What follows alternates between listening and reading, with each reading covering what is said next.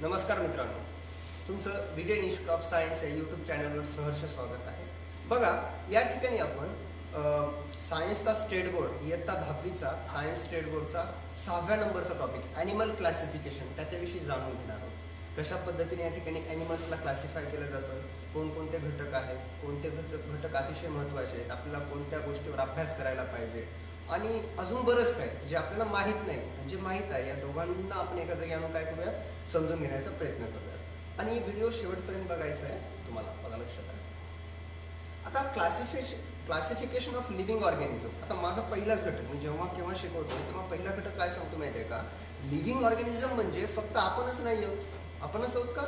नाही, आपल्यासोबत प्लांट्स आहेत, आपल्यासोबत ॲनिमल्स आहेत, आपल्यासोबत कोण आहेत? मायक्रो ऑर्गॅनिझम आहेत. म्हणजे तुम्हाला पहिला घटक माहिती झाला पाहिजे की लिव्हिंग ऑर्गॅनिझम्स मध्ये 3 घटक येणार आहेत: प्लांट्स, ॲनिमल्स आणि मायक्रो ऑर्गॅनिझम. ठीक आहे. आता बघा, लिव्हिंग ऑर्गॅनिझम मध्ये स्क्रीनवर तुम्ही बघू शकता आणि बघा लक्ष द्या, तुम्हाला जर क्लिअर दिसत नसेल थोडंसं तुम्ही पिक्सेल वाढवायचं आहे. मला माहिती आहे यूट्यूबमध्ये जे सेटिंग असतात ना त्या ठिकाणी पिक्सेल तुम्ही वाढवू शकता, तुम्हाला हे दिसून जाईल. ओके, बघा लिव्हिंग ऑर्गॅनिझम, वाटलं तर मी एक लाईट ऑफ करेल, अजून छान दिसेल आपल्याला. ओके, आता लिव्हिंग ऑर्गॅनिझम जेव्हा आपण क्लासिफिकेशन करतोय या ठिकाणी 2 घटक पडणार आहेत. पहिला क्लासिफिकेशनची मेथड प्रोकॅरियोटिक 1 आणि युकॅरियोटिक 1. आता प्रो म्हणजे काय? अगोदरचे. ठीक आहे, प्रो खिलाडी तो अलग पार्ट आहे. पण या ठिकाणचा प्रोकॅरियोटिक कार्यॉन म्हणजे न्यूक्लियस होतो. पूर्वीचा न्यूक्लियस जो असतो ना, म्हणजे प्रोकॅरियोटिक आपण असं म्हणूया, त्याच्यामध्ये एक किंगडम आहे, ते म्हणजे मोनेरा. याच्याविषयी सुद्धा आपण पुढे अभ्यास करणार आहोत, किंगडम मोनेरा. त्याच्यानंतर बघा युकॅरियोटिक. आता ईयूचा मिनिंग आहे ट्रू. ईयूचा मिनिंग काय आहे मुलांना?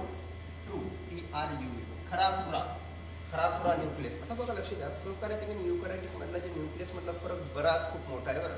असं एवढा पण इझी नाही आहे, तुम्हाला लक्षात ठेवावं लागेल. प्रोकॅरियोटिक मधला जो न्यूक्लियस असते ना, त्याला न्यूक्लिअर मेम्ब्रेन नसते. त्याला काय नसते? न्यूक्लिअर मेम्ब्रेन नसतात, न्यूक्लिअर कोर नसतात, फुल्ली डेव्हलप्ड न्यूक्लियस नसते प्रोकॅरियोटिक मध्ये. पण युकॅरियोटिक मध्ये त्याच्या अपोजिट मध्ये. आणि एक छानसं एक्झाम्पल सांगतो तुम्हाला. एक नोकियाचा मोबाईल घेऊयात आपण, पहिल्याचा छोटासा, जो कधी फुटतच नव्हता तो, आणि आताचा स्मार्टफोन. मला तुम्ही सांगायचंय, नोकियाच्या मोबाईलमध्ये जास्त फंक्शन होते की आजच्या ॲपलच्या स्मार्टफोनमध्ये? ॲब्सोल्युटली. तुम्ही काय म्हणशाल सर? आजच्या ॲपलच्या फोनमध्ये. म्हणजे काय झाला, तो नोकियाचा मोबाईल आपला प्रोकॅरियोटिक झाला आणि आताचा स्मार्टफोन युकॅरियोटिक झाला. मग सगळ्यात जास्त मॅक्झिमम डेव्हलपमेंट कोणामध्ये? आताच्या मध्ये, म्हणजे युकॅरियोटिक मध्ये. म्हणजे युकॅरियोटिक सेलमध्ये खूप जास्त डेव्हलपमेंट झाली, निरनिराळे वेगवेगळे ऑर्गॅनेल्स तयार झाले. हे म्हणजे युकॅरियोटिक सेल. आणि प्रोकॅरियोटिक म्हणजे खूप जुन्या काळातली प्रोकॅरियोटिक सेल. मग तुम्ही म्हणशाल सर आता प्रोकॅरियोटिक सेल अब्सेंट आहे का?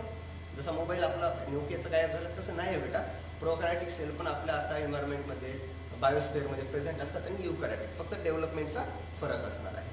युकॅरियोटिक मध्ये सुद्धा 2 प्रकार पडतात. पहिला जो पडतो तो युनिसेल्युलर ऑर्गॅनिझम पडतो आणि दुसरा पडतोय मल्टीसेल्युलर ऑर्गॅनिझम. आणि आपण लहानपणापासून शिकला युनिसेल्युलर ऑर्गॅनिझम काय असतात आणि मल्टीसेल्युलर ऑर्गॅनिझम काय असतात. The organism which is made by the single cell. एका सेल पासून बनतो तो युनिसेल्युलर. आपला आवडता अमिबा सिंगल सेल्युलर, पॅरामिशन आवडता मी सांगतो. ठीक आहे, आवडणाऱ्या गोष्टी लक्षात ठेवतात आपल्याला, पण लक्षात ठेवायचं. आणि मल्टीसेल्युलर मध्ये एलिफंट किती मोठा दिसतोय बघा, एलिफंट. आपण आहोत का? हो मल्टीसेल्युलर, हो आहोत, आपण सुद्धा मल्टीसेल्युलर आहोत.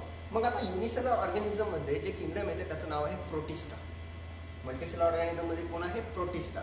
आणि युनिसेल्युलर मध्ये आहे प्रोटिस्टा. आणि मल्टीसेल्युलर मध्ये पण परत 2 प्रकार पडतात. तुम्ही सांगा बरं, प्लांट कोणामध्ये येत असतील? युनिसेल्युलर मध्ये येतील की मल्टीसेल्युलर मध्ये? प्लांट कोणामध्ये येणार? प्लांट्स आर ऑल्सो काय मल्टीसेल्युलर मध्ये पण येतात, युनिसेल्युलर मध्ये पण येतात. पण ते आपण त्यांना असं स्पेसिफाय नाही करू शकत की प्लांट्स म्हणजे युनिसेल्युलर आहे. एखादी सेल ज्याच्यामध्ये क्लोरोप्लास्ट आहे आणि क्लोरोप्लास्टचा वापर करून ते फोटोसिंथेसिस करतात, आपण त्यांना प्लांटमध्ये गणना करू शकतो. या ठिकाणी मल्टीसेल्युलरचे 2 प्रकार पडले. पहिला आहे विथ द सेल वॉल, ज्यांना सेल वॉल असते ना ती सेल, आणि दुसरी आहे विदाउट सेल वॉल. आता मला सांगा, माझं शरीर आहे, माझ्या शरीरामध्ये there are a lot of cells आहेत. माझ्या सेल्सच्या भोवती सेल वॉल आहे का? मी ॲनिमल आहे ना, खरंच मानव आहे मी. मग मानव आहे म्हणजेच काय? ॲनिमल आहे. मग माझ्या सेलच्या भोवती सेल वॉल आहे का? तुम्हाला काय वाटतं? असणार आहे का? नसणार आहे, कारण की ॲनिमल सेलला सेल वॉल नसते बेटा. म्हणजे आपण कोणामध्ये येतोय?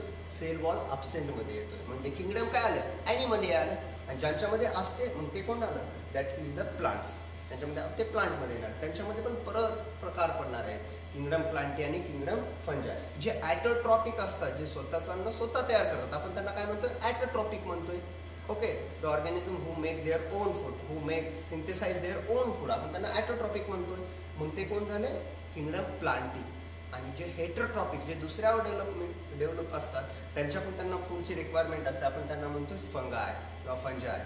अलग लक्षात? ॲटोट्रॉप, हेटरोट्रॉप, युनिसेल्युलर, मल्टीसेल्युलर, प्रोटिस्टा, मोनेरा, अजून त्यानंतर प्लांटी, ॲनिमलिया, हे घटक आपण एका PPT मध्ये बघू. आणि याच्यानंतरचे जे काही व्हिडिओ तुम्हाला मिळणार आहेत ना बेटा, ते सगळं असंच आपण या PPTच्या माध्यमातून शिकणार आहोत.